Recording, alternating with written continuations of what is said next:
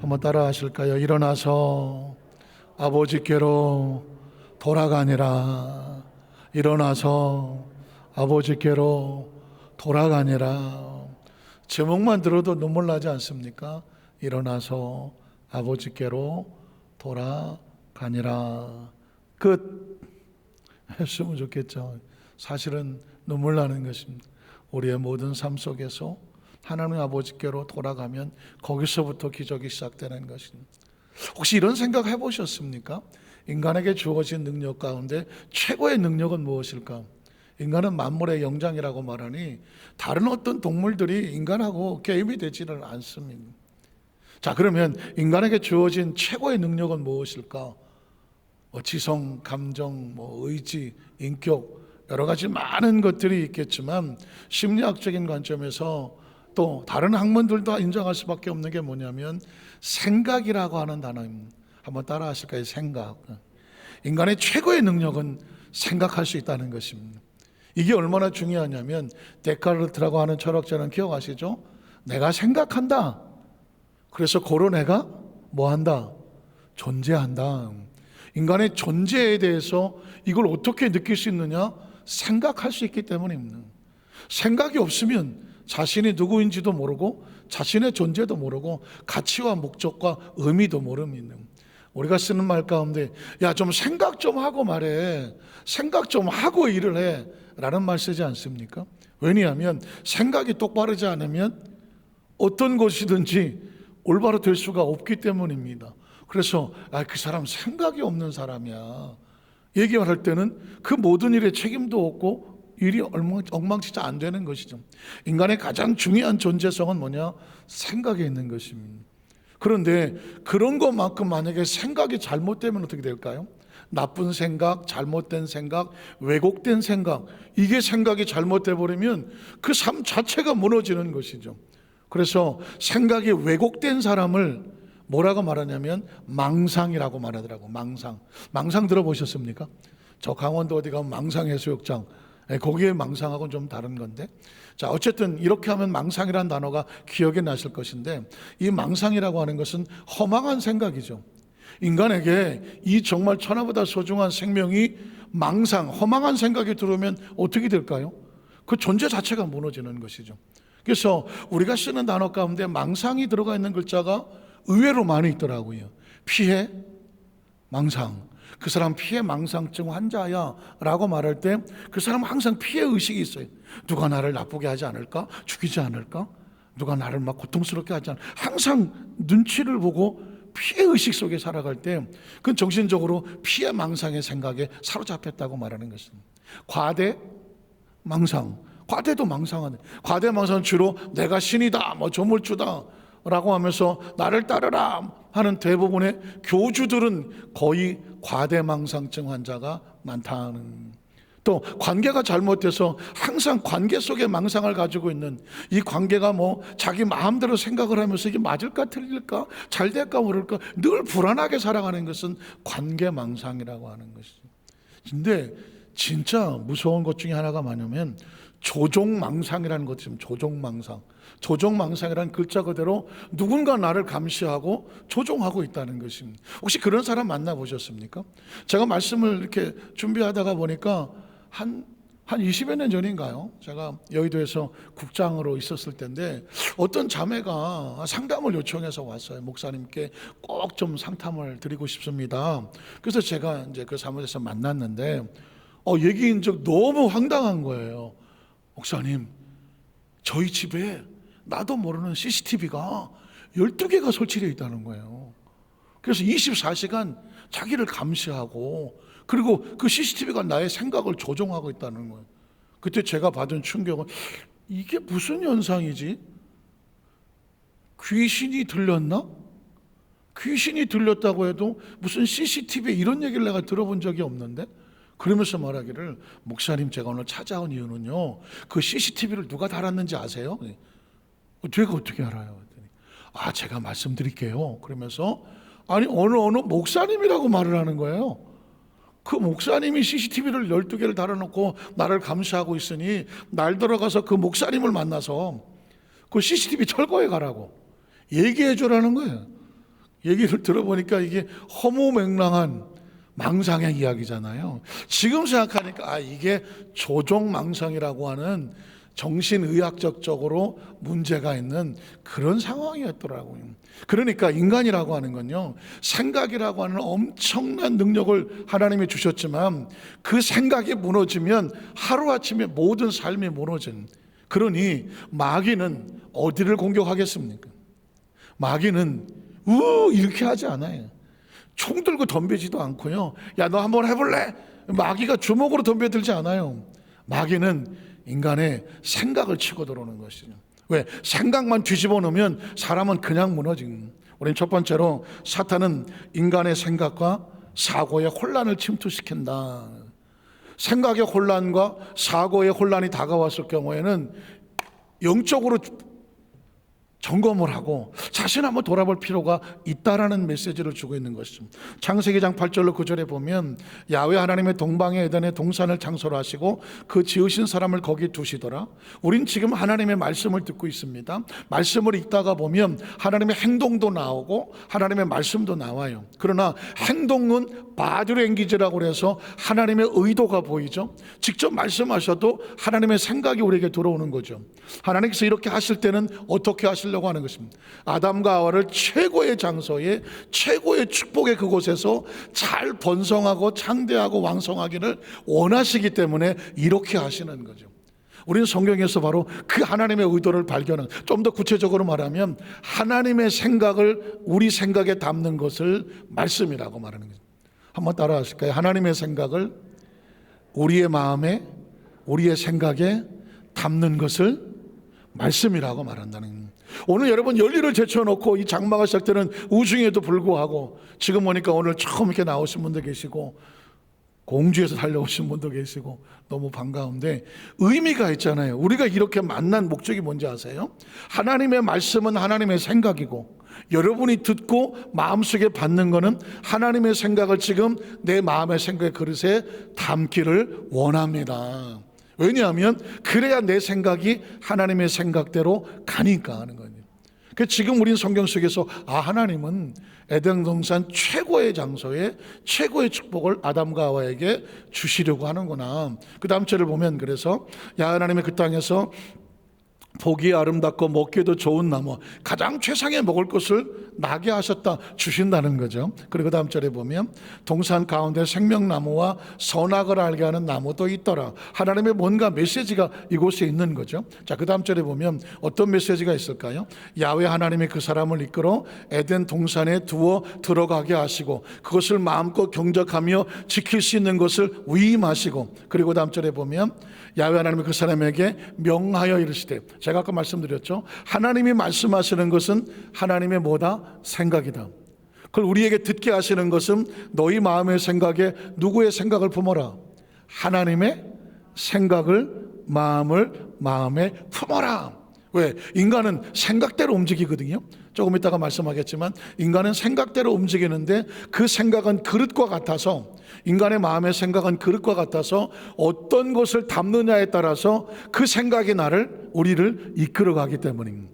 그래서 하나님의 사람은 어떻게 사는 것이냐? 하나님의 말씀을 어디 담아서? 내 마음에 담아서 말씀대로 살아가는 것입니다. 그래서 하나님 말씀하잖아요. 동산 각종 나무 열매는 내가 임의로 먹어도 된다. 우리를 살리는 것이죠. 또 그 다음 절에 보면 선악을 알게 한 나무 열매는 먹지 말라. 먹지 말라고 해서 서운한 것이 아니라 먹지 않음으로 인해 우리를 살리려고 하는 의도가 중요한 거죠. 어떤 사람은 먹지 말라고 말하니까 왜 먹지 말라고 그러냐고 막 서운해 하시는데, 우리가 먹을 게 있지만 먹지 말아야 될 것도 있는 거죠. 목적은 뭐예요? 우리 생명을 살리려고 하는 거예요. 주시는 것도 은혜고 안 주시는 것도 은혜인 것은 우리 생명이 중요하기 때문이죠. 그래서 내가 먹는 날엔 반드시 죽으리라. 그 얘기는 뭐예요? 안 먹으면 산다는 거죠. 죽는 게 문제가 아니라 살리려고 하는 것이죠. 제가 오늘 이 창세기장 15절 10절 말씀을 수도 없이 설교를 하고 있어요. 제가 수도 없이 본문에서 너무 엄청난 하나님의 의도를 막 발견하기 시작하는데 이제 다 끝났나 싶었는데도 또 그 속에서 외쳐지는 하나님의 메시지가 있는데, 이건 뭐냐면 이렇게 하나님의 생각이 선포됐으면 이걸 붙잡으면 살잖아요. 이대로만 살면 우린 정말 평생 안전하게 살아요. 그런데 마귀는 이 생각 속에 뭘 집어넣냐? 자기 생각을 집어넣는다고. 마귀는 우리에게 생각을 집어넣어서 혼란하게 합니다. 그래서 그 다음 절에 보면 창세기 3장 1절로 5절에 보면 마귀가 이렇게 말하죠. 그런데 뱀은 야훼 하나님이 지으신 들짐승 중에 가장 간교하더라. 뱀이 여자에게 물어 이르되, 자, 대화에는 항상 의도가 있죠. 저도 지금 여러분에게 이렇게 말씀을 전하는 의도가 뭘까요? 저와 여러분의 생각 속에 하나님의 생각을 뭐 하려고? 채우려고. 그래 채워져 가면 그 생각으로 살아가면서 안전할 수 있으니까. 뱀이 여자에게 말을 걸어올 땐 뭘까요? 뱀의 배우는 사탄이잖아요. 여자에게 말을 걸어서 자기 생각을 집어넣을 때 이 사람을 살리려고 합니까? 죽이려고 하는 것입니까? 이건 죽이려고 하는 거거든요. 아무리 화려하게 간교하게 왔다고 할지라도 뱀이 여자에게 말을 건단 말이죠. 자, 그럼 의도를 알아야 되죠. 뭐라고 말할까요? 그 다음 절은 하나님이 참으로 너희에게 동산 모든 나무 열매를 먹지 말라고 하시더냐. 이제 우리는 누군가 나에게 말을 할 때 이 사람이 나에게 왜 이런 질문을 하지? 왜 나에게 이렇게 말을 걸어오지? 왜 나하고 이런 말을 대화를 하려고 하지? 그 사람의 의도를 알아야 돼요. 아니면 의도를 모르겠거든 대화를 들으면서 이 말이 지금 하나님의 말씀의 기준에 맞는 말이냐 틀린 말이를 분별해내야 됩니다. 왜냐하면 생각 싸움이기 때문에 그렇습니다. 자, 지금 뱀이 얼뜻 말하는 것을 보면 하나님의 생각과 같은 말을 하는 것처럼 보이죠. 그런데 그 다음 절에 보면 그래서 하와도 뱀에게 말하되 동산 나무 열매를 우리가 먹을 수가 있으나 동산 중앙에 있는 나무 열매는 하나님의 말씀이죠. 하나님의 생각이죠. 기준에 뭐 하지 마라. 너희는 먹지도 말고 만지지도 말라. 너희가 죽을까 하노라. 그렇게 했다고 말하는, 이게 하와의 머릿속에 있는 생각입니다. 자, 그런데 여기다가 뭘 집어넣어요? 그 다음 절에 보면 뱀이 이렇게 말합니다. 여자에게 이르되 아니다. 너희가 결코 죽지 아니하리니. 이건 수도 없이 읽어도 기가 막힌 상황이에요. 하나님이 이렇게 말씀했는데 뱀이 와서 그걸 뒤집어 버리잖아요. 우리가 신앙생활 하다가 보면 하나님의 말씀을 내가 이렇게 알고 있거든요. 이렇게 믿고 있어요. 그런데 갑자기 어느 날 전혀 예상치 않게 그럴듯한 이야기가, 믿을 만한 어떤 소식이 하나님의 말씀을 뒤집어지는 사건이 아니라고 말하고 뒤집어요. 그때 마음에 뭐가 올까요? 혼란이 오죠. 갈등이 옵니다. 이걸 어떻게 해야 되지?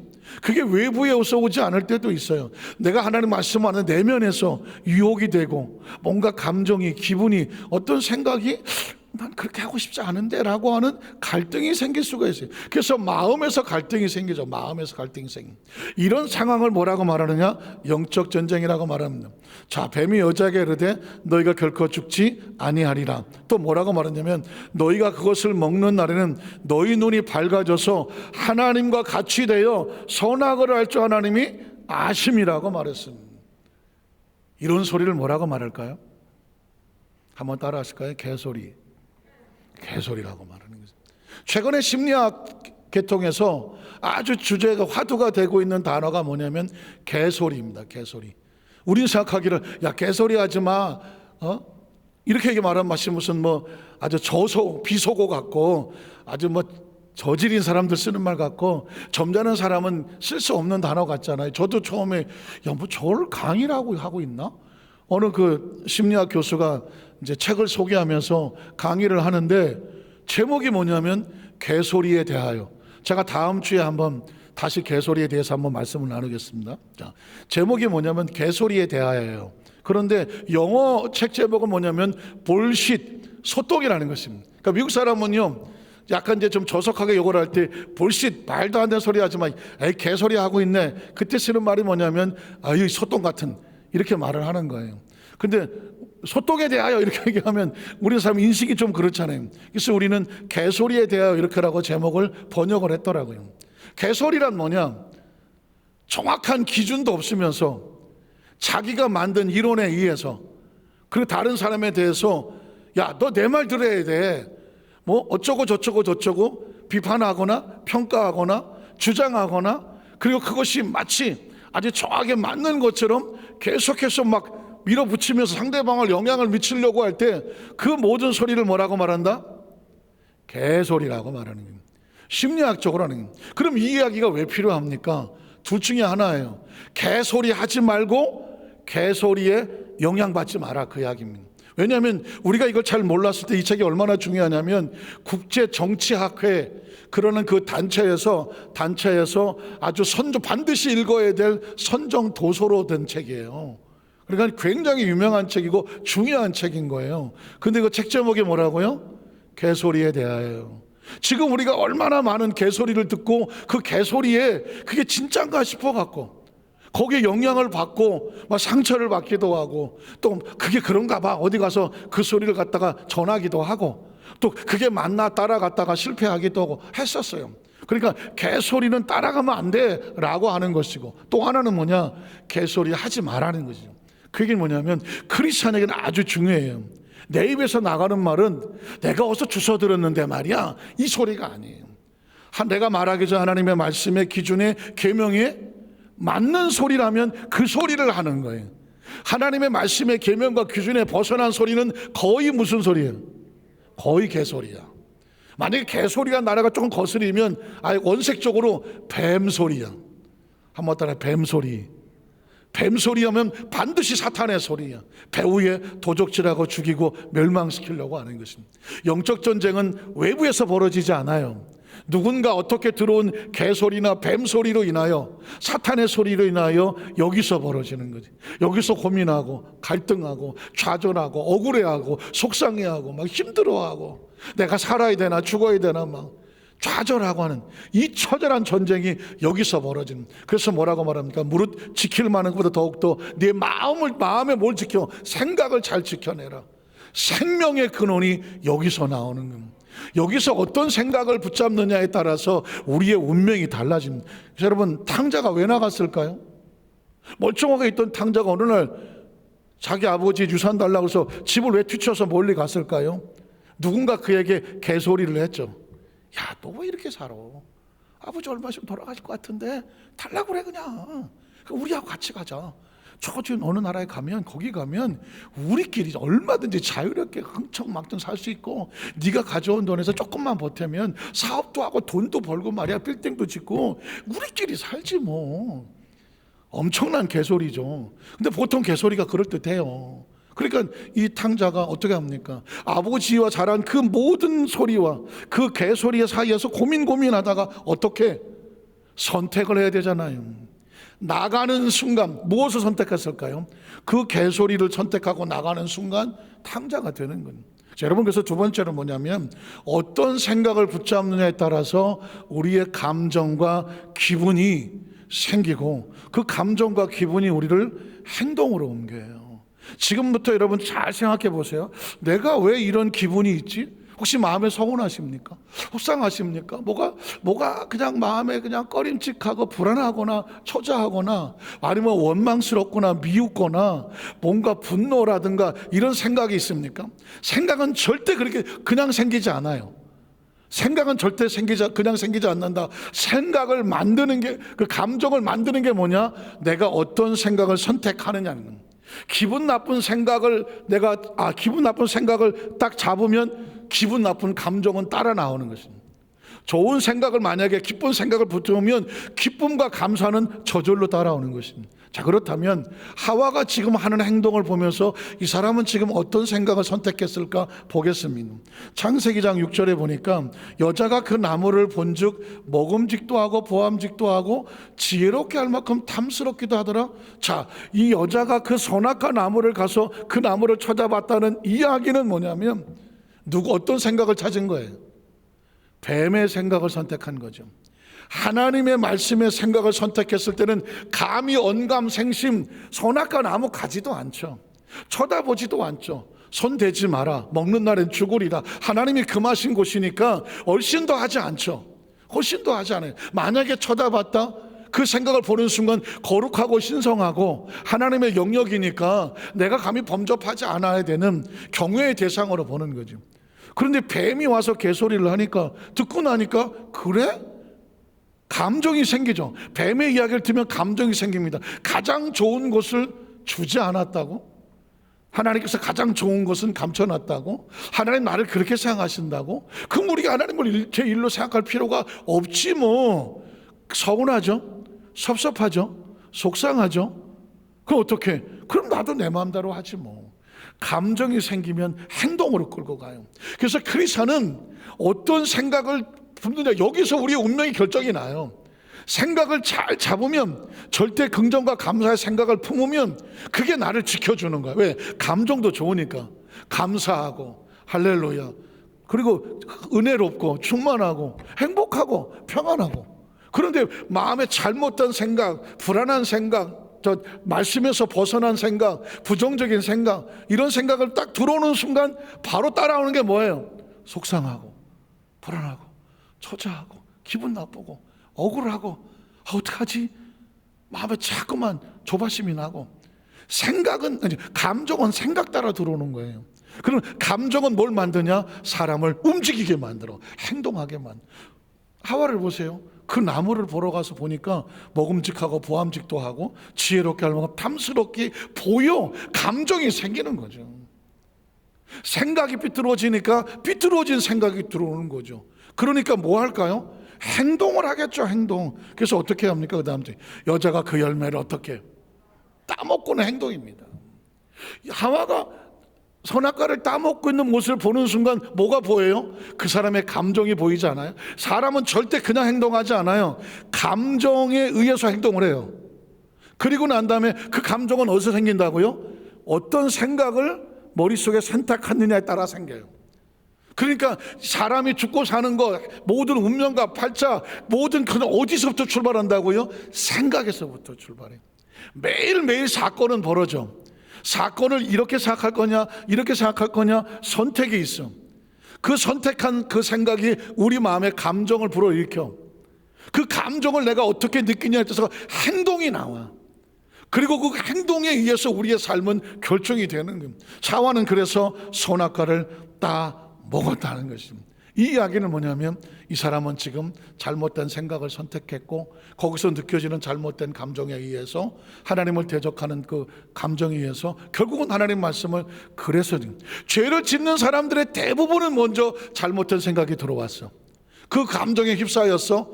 그 감정이 나를 끌고 가서 죄로 가는 것입니다. 그래서 여러분, 예를 하나 들어보면, 가인의 예를 한번 들어보겠습니다. 창세기 4장 3절로 5절에 보면, 세월이 지난 후에 가인은 땅의 소산으로 제물을 삼아 야훼께 드렸고, 아벨은 자기도 행의 첫 새끼와 그 기름으로 드렸더니 야훼께서 아벨과 그 제물은 받으셨으나 가인과 그의 제물은 받지 않았더라. 사건이 생겼죠. 우리 매일매일 사건이 생깁니다. 가인도 이런 사건이 생겼습니다. 저와 여러분이 가인이라고 생각해 보세요. 내가 뭔가 했는데 이 사람은 되어졌고 나는 되어지지 않았어. 순간적으로 두 가지 생각이 들겠죠. 하나는 뭐예요? 아이고, 내가 부족했구나. 내가 부족했어. 그러면 내가 조금 더 보완해서 다음에는 이 사람보다 더 나은 걸로 해서 인정을 받아야지. 아이고, 감사하다. 아이고, 하나님, 제가 부족했던 부분이 있었는데 깨우쳐서 감사합니다. 이렇게 생각을 하면 하나님이 서운하지 않아요. 그리고 아벨이 미흡지 않아요. 그 다음에 내가 뭘 어떻게 하지? 하면서 자기 발전과 개발의 기회로 삼아요. 발전의 기회로 삼죠. 그러니까 긍정적이 되죠. 그리고 억울한 마음이 없죠. 속상한 마음이 없어요. 그 더 열심히 할 수 있는 긍정적인 에너지가 나오죠. 그러나 또 한 가지는 뭐예요? 아니, 내가 형인데, 아니 제 동생 건 받고 내 건 안 받아? 문제를 하나님이 이루시면 안 되죠. 내 동생 앞에서 날 이렇게 자존심에 상처를 주고 그러면 내가 다음에 어떻게 하나님을 어떻게 섬깁니까? 내가 이러시면 안 돼요. 하나님 날 그렇게 대접하세요? 알았어요. 그럼 나도 내 마음대로 하지 그렇게 되면 이 생각을 선택하면 기분이 어때요? 나쁘죠. 기분 나쁘고 속상하고 사람이 하나님 한 번 살지 두 번 살아 자기가 감정이 부풀어 오르게 되죠. 지금 그랬더니 뭐라고 그래? 가인이 몹시 분하여 안색이 변화된 얘기 뭐예요? 감정이 안 좋다는 거죠. 기억하십시오. 어느 날 우리가 감정이 안 좋을 때가 생길 수가 있어요. 갑자기 뭔가 서운하고 섭섭하고 그럴 때 그게 내가 아니에요. 그 감정을 일으킨 생각이 원인이에요. 그때 그 생각은 둘 중에 하나예요. 절대 긍정이든지 절대 부정인 거예요. 그런데 마귀는 우리에게 머릿속에다가 부정적인 생각을 집어넣지 않아요. 그냥 툭 던져요. 선택은 누가 한다? 선택은 내가 하는 거예요. 그리고 내가 한 선택이, 내가 부정적인 생각을 잡았으니 감정은 따라오는 거고, 감정이 따라오니까 억울하고 속상하고 열받고 화가 나는 거죠. 자, 그런데 하나님은 가인을 사랑하셨어. 그 다음 절에 보면 야훼께서 가인에게 이르시되 네가 얼굴이 변하고 분하고 하고 안색이 변하는 것은 이유가 뭐냐? 네 감정이 그렇게 된 건 뭐냐면 네 생각에 잘못 선택했기 때문 아니야? 그러면서 지금 원인을 가르쳐 주는 거죠. 네가 선을 선택했다면, 선을 선택하고 했다면 어찌 네가 거기서 화가 나고 감정이 막 속상하고 낯을 듣지 못하고 했겠느냐? 네가 잘못된 선을 선택하지 아니하면, 행하지 아니하면 네 속에 감정이 화가 나서 기다리고 있다가 너를 덮쳐서 너를 원한다는 것입니다. 그런데 너는 그 감정과 죄를 다스리라. 어떻게 다스려? 선을 생각해야죠. 선을 생각하면 죄의 감정이 떠나가고, 선을 선택하지 않으면 죄의 생각을 선택하면 죄의 감정이 나를 덮어버리는 것입니다. 그래서 여러분 그런 적 있잖아요. 막 감정에 휩쓸려서 막 소리도 지르고 난리도 치고 별짓을 다 하다가 오늘 가만히 생각해 보니까 내가 왜 그랬지? 내가 아닌데, 이게 내가 아닌데 그때 왜 내가 그랬지? 나를 움직인 이 감정은 뭐지? 그 감정은 생각인 거예요. 내가 그 순간에 누군가 잘못 얘기해준, 속살거렸던, 뭐 어쨌든 오해를 했던, 착각을 했던 잘못된 생각이 들어오는 순간 빵 감정이 올라와서 감정대로 행하고 봐서 정신 차리고 나서 보니까 잘못된 생각이었어. 그 땅을 치고 후회할 때가 얼마나 많습니다. 그래서 하나님께서 가인에게 너 다시 한번 생각해라 라고 말했던 거예요. 그랬더니 그 다음 절에 가인이 보니까 가인이 그야 아벨에게 말하고 그들이 들에 있을 때 가인이 그 아벨을 쳐서 죽이더라. 행동이잖아요. 아벨을 쳐서 죽이게 한 건 뭐예요? 감정이죠. 분노와 억울함과 속상. 그 감정은 뭐예요? 잘못된 생각을 선택했기 때문이죠. 그래서 그 다음 절에 보면 야훼께서 가인에게 이르시되 네 아우 아벨이 어디 있느냐 그랬더니 그가 이르되 내가 알지 못합니다. 내가 뭐 내 아우나 지키는 시다발입니까? 뭐 이런 상황 아닙니까?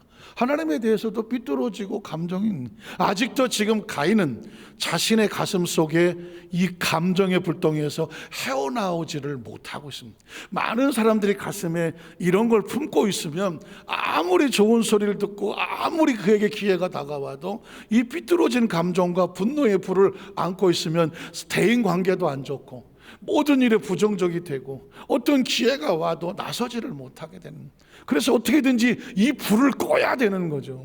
아이고 하나님께로 와야 되는 거예요. 제가 꽤 오래전에 아마 20년 가까이 된 것 같아요. 어느 크리스찬이에요. 뭐 직분을 말하기가 좀 그런데 크리스찬이에요. 좀 젊고 그런데 대화를 하다가 어제 내가 여기 뭐 운전하다가 아주 기분 나쁜 일이 있었다고 해서 뭐냐 그랬더니 앞에 차가 갑자기 급브레이크를 잡더라는 거예요. 자기도 거의 부딪힐 만한 급브레이크를 밟아요. 화가 나는 거죠, 그냥. 그래서 이렇게 보니까 그 앞에 어떤 아이가 지나갔든지 막 이런 바람에 앞차가 피할 수 없어 급브레이크를 밟은 거예요. 자기도 어쩌지 부합하고. 근데 그 상황을 보니까 앞차를 탓할 수가 없는 거죠. 왜냐하면 그 상황이 급박했으니까. 그런데 뒤에 있는 차가 빵빵빵빵 계속 하더라는 거예요. 자기도 조금 정신 차리고 이렇게 봤는데 뒤에서 막 빵빵거리고 창문을 열고 막 삿대질을 하고 하는데 그 순간에 이 양반이 앞에 상황은 잊어버렸어. 화가 나는 거예요. 아니 저 새끼가 지금 나한테 화가 나니까 어떻게 했냐면 나가갖고 트렁크에서 이분이 검도를 했어. 목검을 끄집어내갖고 그냥 나가서 그 뒷차에 사이드 미러를 갖다가 빵 깨버렸어. 그 뒤에 삿대질하는 사람이 검도를 목검을 들고 와서 치니까 얼마나 놀랐겠어요. 그 바짝 얼어지는 거예요. 너 이 새끼 오늘 한번 죽어봐라지. 옆에 있는 것 한번 빡 치려니까 막 이게 빌더래. 에이씨 너 오늘 봐준다 네. 그리고 목검을 딱 인상 쓰고 와서 자기 트렁크에다 딱 집어넣고 왔다는 거예요. 그래서 뭐라고 말하냐면 나 앞으로 목검 차에다 꼭 싣고 다닌다고. 그래서 그때는 그런 일이 있나? 그런데 지금 가만히 생각해 보니까 크리스찬이잖아요. 상황이 벌어졌잖아요. 사건이 벌어졌어요. 그러면 두 가지 선택이 있죠. 하나는 뭐냐면, 야, 저 뒷사람도 지금 나처럼 상황을 몰라서 화가 나서 빵빵거리는가 보다. 그러면 그냥 마음 차분하게 내가 성경을 설명해 주면 이해하겠지. 내려서 화가 나시겠는데 저도 그랬다. 지금 앞에 차가 어린아이 지나가다가 그래서 그걸 살려 급브레이크 밟는 바람에 했으니까 양해해 주시면 좋겠습니다. 만약 이렇게 얘기했다면, 아, 그래요? 아, 미안해요 하면 이게 지나갈 상황입니다. 그런데 또 하나의 선택은 뭐예요? 앞에를 잊어버리고, 아이 새끼가 저게 그냥 빵빵 나를 뭘로 보고 화를 나잖아요. 그걸 선택하고 나가면 바로 목검 찾아갖고 치는 거죠. 그리고 뒷말이 무서운 거예요. 앞으로나 트렁크에다 목검 싣고 다니겠다고. 그 얘기는 똑같은 상황이면 또 치겠다는 거잖아요. 그 얘기는 뭘까요? 그 목검이 뭐냐? 마음속에 꺼지지 않고 있는 이 감정이나 분노인 거죠. 상황을 이해하고 설명하겠다는 것이 아니라 앞으로든지 나를 빵빵 날 건드리면 가만두지 않겠다, 이런 목검을 가슴에 품고 다닌다는 거예요. 무슨 얘기인지 아시겠습니까? 이건 그분의 이야기뿐만 아니라 오늘날 저와 우리 크리스천들의 가슴 속에, 아니 이 땅의 모든 사람들의 가슴 속에 이게 잘 해결이 되지 아니하면, 감정과 기분이 어디서 왔는지 생각부터 출발하지 아니하면은 오늘날 많은 사람이 감정에 휩쓸려서 가슴에 목검 하나씩 들고 다니면서 어떤 사고를 칠지 모르는 그런 상황 속에 있는 것입니다. 그래서 마지막 세 번째로 인간이라고 하는 것은 생각과 감정에서 행동을 하면 반드시 결과가 다가와. 그리고 그 결과가 우리의 삶을 만들어 버려요. 축복이 됐든 저주가 됐든. 탕자가 자기 집을 떠나가서 아버지를 떠나서 갈 때 자기는 기시의 감정이 들었겠죠. 내가 아버지 형만 좋아하고 말이야, 나는 둘째라고 해서 무시했죠. 아버지 두고 보세요, 나도 나가서 내가 사주상거 할 수 있어요. 야 가자. 옆에 개소리하는 들 다 데리고 먼 곳에 가서 타지에 가서 열심히 하려고 했지만 기근이 들고 어떻게 돼요? 가지 같은 거 다 써버리고 옆에 갔던 친구들은 다 도망가버리고 돼지지기로 전락해버리고 말았더라. 자기의 생각을 선택하고 감정대로 움직였다가 결과가 뭐예요? 그런 결과가 다가오는 거죠. 오늘 하와도 선악과를 따먹고 났으니 어떻게 됐어요? 결과가 다가오겠죠. 행동은 반드시 결과를 가지고 와요. 감정은 생각을 못할지 모르지만 감정은 행동만 하게 하고 행동은 결과를 가져오죠. 하와의 결과는 뭘까요? 창세기 3장 7절로 10절에 보면, 예, 그들의 눈이 밝아져서 자기들이 벗은 줄을 알고 무화과 나무 잎을 엮어 치마로 삼았더라. 그들이 그날 바람이 불 때 동산에 거니시는 야훼 하나님의 소리를 듣고 아담과 그의 아내가 야훼 하나님의 낯을 피하여 동산 나무 사이에 이게 결과야. 하나님과 가까이 있던 사람이 잘못된 생각이 들어와 감정에 휩쓸려서 말씀을 어기고 나니 하나님과 완전히 분리돼 버리잖아요. 그럼 어떻게 될까요? 하나님과 연결되어 얻었던 모든 축복이 하나님과 단절되면 모두 잃어버리는 거예요. 제가 늘 예화를 들지만 이 성전에 무수히 전구가 있잖아요. 전구에 불이 어떻게 들어와요? 전기가 열려 스위치가 연결돼서 들어오는 거잖아요. 케이블이 연결돼서 들어오는 거잖아요. 그런데 스위치가 끊어지면 전구불 하나도 안 들어와요. 왜? 단절은 공급을 차단하는 거거든요. 인간은 각자 사는 것 같지만 하나님의 나라와 케이블이 다 연결되어 있는 사람이, 생명줄이 다 연결되어 있는 거라니까요. 그 생명이 공급이 되니까 저와 여러분이 지금까지 살아있는 거예요. 그 생명줄은 우리가 하는 게 아니라 그 생명줄의 차단은 스위치를 오르고 내리는 것은 외부에서 하는 거야. 하나님의 영역이거든요. 스위치 내리면 그냥 꺼지는 거예요. 꺼지는 거라고요. 지금 아담과 하와는 하나님이 만든 하나님의 스위치가 연결된 사람이잖아요. 그들이 스스로 끊고 나가버리니까 어떻게, 하나님이 와도 나갈 수가 없어서 나무 사이에 숨었더라. 그 다음 절에 보면 난 하나님의 처절한 소리가 들려요. 야훼 하나님이 아담을 부르시며 그에게 이르시되 내가 어디 있느냐. 이르시되 내가 동산에 하나님의 소리를 듣고 내가 벗었으므로 두려워하여 숨었나이다. 그 이르시되 누가 너의 벗었음을 내게 알렸느냐. 이게 어떻게 들리냐면, 너에게 왜 누가 다른 생각을 집어넣어줬느냐. 누가 너에게 다른 생각을 지금도 저와 여러분이요, 앞으로 여기서 지금 바깥에 나가서 다닐 때 별의별 생각이 계속 침투해 들어올 거예요. 그러면 그 생각을 어떻게 관리하느냐가 우리의 운명을 바꿀 거예요. 그래서 저는 지금 이 패턴을 가지고 여러분에게 아주 수도 없이 설교를 할 거예요. 왜? 여러분을 살려야 되니까. 그 생각을 살려야 되니까. 생각만 살리면 감정이 살고, 감정만 올바로 가지면 행동을 올바르게 할 것이고, 행동만 올바르면 결과는 올바르기 때문이죠. 자, 누가 너의 모습을 알렸느냐? 내가 먹지 말라 명한 그 나무 열매를 내가 먹었느냐? 그랬더니 아담이 이르되 하나님이 주셔서 나와 함께 있게 하신 여자, 그가 그 나무 열매를 내게 주므로 내가 먹었나이다. 비겁한 변명이라고 그랬죠. 자기 생각에 뭘 선택했는지를 그걸 모르고 저 사람 때문에 그렇게 됐다고 하죠. 혹시 그런 생각하십니까? 내가 이렇게 된 건 누구 때문이 아니에요. 내가 잘못된 생각을 선택했기 때문에 그 생각이 나를 이렇게 만든 거예요. 뒤집어 말하면 그래서 앞으로 나는 절대 부정적인 생각, 잘못된 생각, 잘못될 생각을 품지 않겠다. 잘 될 생각, 잘 될 수밖에 없는 생각만 붙잡으면 나머지는 따라 나오는 거예요. 그래서 그 다음 절을 보니까 아담에게 이르시되 내가 내 아내의 말을 듣고 내가 내게 먹지 말라 나무 열매를 먹었은즉 땅은 너를, 결과가 이렇게 비참한 거예요. 너로 말미암아 저주를 받고 너는 내 평생의 수고의 그 소산을 먹으리라. 땅이 내게 가시덤불과 엉겅퀴를 낼 것이라. 내가 먹을 것은 마치 채소인즉 내가 흙으로 돌아갈 때까지 얼굴에 땀을 흘려야 먹을 것을 먹으리니 네가 그것에서 취함을 입었음이라. 너는 흙이니 흙으로 돌아갈 것이니라 하시더라. 결과가 이렇게 비참한데 원인은 뭐예요?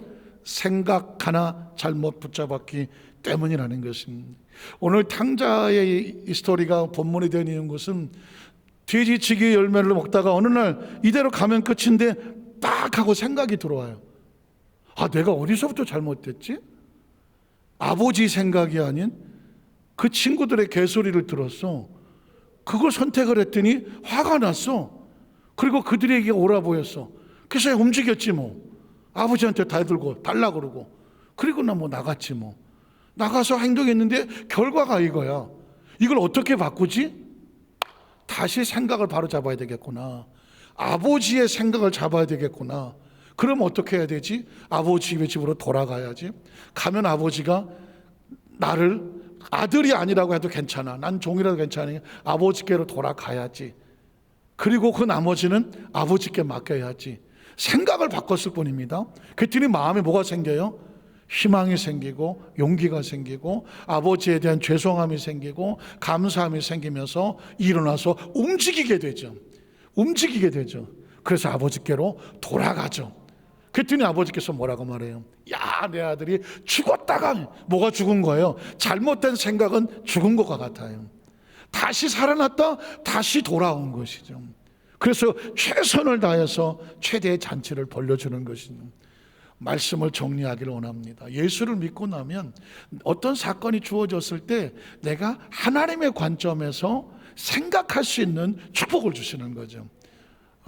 제가 복음성가, 찬송가를 여러 곡을 지금 작사, 작곡하게 됐는데 첫 번째 동기는 뭔지 아십니까? 우리 금요 차례 예배 때 찬양 예배를 드리고 싶은데 하나님 아버지, 친구 되신 하나님, 성경에 하나님 아브라함 내 친구, 내가 그의 친구다라고 말씀하셨거든요. 그런데 예수님도 요한복음 13장에 내가 너희를 위해서 목숨을 버리노니 나는 너의 친구다라고, 그리고 너희가 나의 친구다 이렇게 말씀하셨어요. 근데 성령님에 대한 친구된 찬양이 없는 거예요. 그래서 만약에 없으면 말지 뭐 이랬으면 곡이 안 나왔어요. 근데 그때 어떤 생각이 드냐면 하나님, 저요 친구 되신 성령님을 찬양하고 싶어요. 암만 찾아봐도 없어요. 찬양집 뭐 인터넷 다 뒤져봐도 없어요. 하나님, 친구 되신 성령님 곡을 만들게 해주세요. 저는 음악 전공 아니에요. 작사 작곡 전공 아니에요. 그리고 그렇게 생각을 품었어요. 그리고 그런 마음의 소원을 감정으로 품었어요. 근데 어느 날 진짜 곡이 나오고 가사가 나와갖고 그걸 받아 적은 거예요. 받아 적어서 악보를 만드니까 이 찬양이 된 거예요. 그래서 제목이 내 친구 되시는 성령님이라고 말하는 거예요.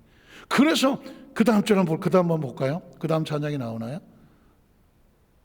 네. 최근에 우리 함께 부르고 너는 하나님의 꿈이라는 것은 창세기를 강의하다가 보니까 하나님 우리에게 주시는 게 계속 말씀하시는 거예요. 나는 네가 번성하기 원해, 복되기 원해, 형통하기를 원해, 강하고 담대해야 돼. 넌 하나님의 꿈이야, 하나님의 계획이야. 계속 말씀을 주시는 거예요. 그 마음의 소원이죠. 하나님, 이 말씀이 찬양이 되게 해주세요. 그리고 곡이 떠오르고 가사가 떠온 대로 그냥 받아 적은 거예요. 우리 교육자들 통해서 이제 악보를 만들고 나니까 이 찬양이 되는 거예요. 자, 지금 이런 찬양과 곡, 그 외에 뭐 주님 경배합니다 예배 전에 불렀던 거, 또 뭐 성령의 바람, 소자의 안심하거라, 우리가 어디로 가랴, 아직도 꽤 많은 곡이 지금 그렇게 해서 탄생을 해서 기다리고 있고요. 전영대 목사님이라고 기억하시겠지만 목사님이지만 제 곡을 8곡을 가지고 CD 작업을 하고 있고요. 마지막 지금 얼마 안 남았어요. 그래서 제 소원은 그 CD를 가지고 우리 성도들에게 그것이 모두가 언제 들을 수 있는 그런 작업을 하고 있는 중입니다. 제가 최근에 또 하나 신기한 걸 발견했는데, 자, 그림 하나 보여드릴게요. 이 그림이요, 지금 조영기 목사님의 제자들 가운데 4차원의 영성이라고 그래서 제 4차원의 영성 한세대학교하고 국민일보로 해서 최고위 과정이 있어요. 우리나라 정치, 경제, 사회, 학계 최고 지도자들, 뭐 교수, 국회의원, 뭐 장관 다 있어요. 목사님들 다 있는데, 군 장성들도 있고 있는데, 그 최고위 과정이 있는데 거기가 지금 현재까지 18기가 나왔고 19기가, 제가 그러니까 14년 전에 4기로 졸업을 했어요. 4기로 졸업을 했는데, 작년 말인가 올 초인가 어떤 이런 그 디자인 공모라는 광고가 나왔어요. 4차원의 영성 최고의 과정에 뭐 로고를 만들고 배지를 만들라고 관심이 있으시면 응모하시오. 그러면 제가 누가 하겠구나 그랬으면 제가 안 만들었어요. 누가 하겠구나. 근데 갑자기 4차원은 조영기 목사님의 신학이고 조 목사님의 제자들 가운데 뭐 디자인은 전공 안 했지만 하고 싶은 마음이 생기더라고요. 해볼까? 내가 한번 해볼까? 이건 하나님의 생각이죠. 그냥 책상에 앉아갖고 그냥 그렸어요. 떠오르는 대로 그냥 그렸어요. 그리고 나서도 이게 될까? 디자인 전공하신 분들이 얼마나 우리나라 내로란 사람이 많은데, 교수들 많을 텐데 그게 자신이 없죠. 근데 우리 사람이 보여줬더니 너무 좋다고 한번 내보시라고. 그래 그래갖고는 이제 그걸 그냥 냈죠. 그냥. 그런데 한 연락이 없어요. 제 생각에. 그럼 그렇지 내가 내 전공자도 아닌데 괜찮아. 그런데 2주 전인가 연락이 왔어요. 계속 심사해서 최종 결정으로 목사님이 내신 거를 채택하기로 했습니다. 네. 여러분은 관심 우리 하나님께 감사합니다. 저는 깜짝 놀랐어요. 정말요? 정말. 왜 그랬냐면 여기 한번 본 것 같지만 동그란 것은 원은 지구와 세계를 상징한다. 원 안에 T하고 4자 D자 쓴 것은 영어로 The First Dimension의 첫 글자를 도안한 거다. 그리고 그래서 4차원의 영성으로 세계를 채워나가자는 거다. 그리고 밑에 날개를 달아서 작은 십자가 3개가 있고 그 영어로 The First Dimension이라고 해서 위에만 봐서 잘 모르는 사람들에게 우리의 정체성을 구체화시킨다. 제가 이렇게 설명까지 해서 이렇게 했더니 거기서 지금 이 스티커를 만들어 온 거예요. 이대로 만들어서 앞으로 모든 동문들에게 배지를 만들어주고 그 다음에 책자가 나가고 행사를 나갈 때 이 로고를 쓰겠습니다 라고 하는 거예요.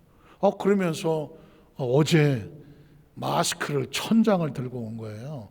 그래서 제가 부랴부랴 해갖고 오늘 오시는 성도님들에게 2장씩 많이는 못하지 하나님은.